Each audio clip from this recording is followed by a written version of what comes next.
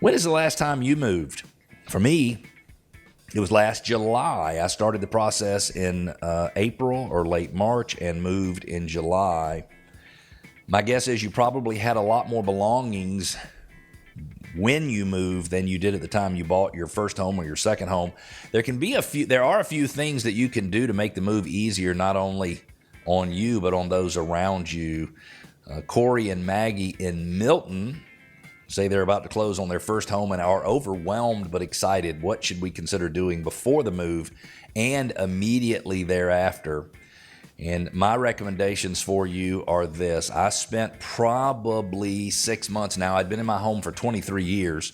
And so to say I had a lot of stuff everywhere, and we had decluttered many times over the years, but to say I had a lot of stuff in the home to clear out would be an understatement. And so here's my tips for you in terms of moving. Number one, declutter, declutter, declutter. Don't bring your junk with you. While you're packing, have boxes, baskets, and bags ready for items that can be thrown out or sometimes even donated. Number two, label your boxes well. This is very important, and I didn't do the best job I possibly could. You got to clearly label your boxes as you pack.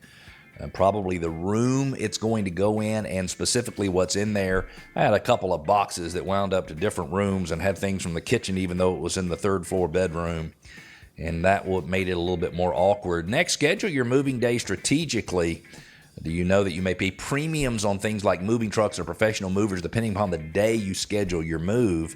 And that's because certain days of the week and times of the month are a little bit less expensive. I coordinated my move almost 65 days in advance, almost 60 days in advance, and I'd say I probably saved about 20 or 30% compared to what I would have spent.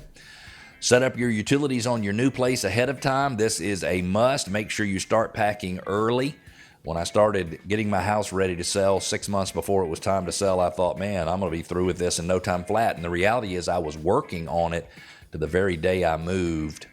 Also, make sure you weigh your moving options. For me, the only option was to hire a professional mover. I wasn't going to rent a moving truck and do it myself. I didn't want family and friends to help me make the move. I didn't even want to pack a small shipping container and do it all in one trip. So I used a good local mover. Happy to give you recommendations if you need them. Just go to gogaddisradio.com and I'll tell you my preferred movers.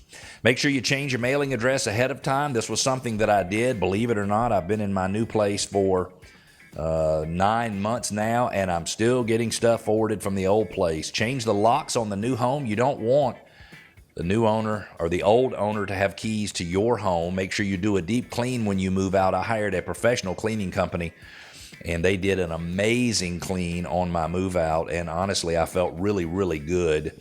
And then one of the things that I did when I moved into my new place is I hired a pest control company. I saw a few little bugs, and I wanted to make sure that I didn't have to experience those bugs on a regular basis. So Corey and Maggie and Milton, those are my suggestions on how you can make your move easier.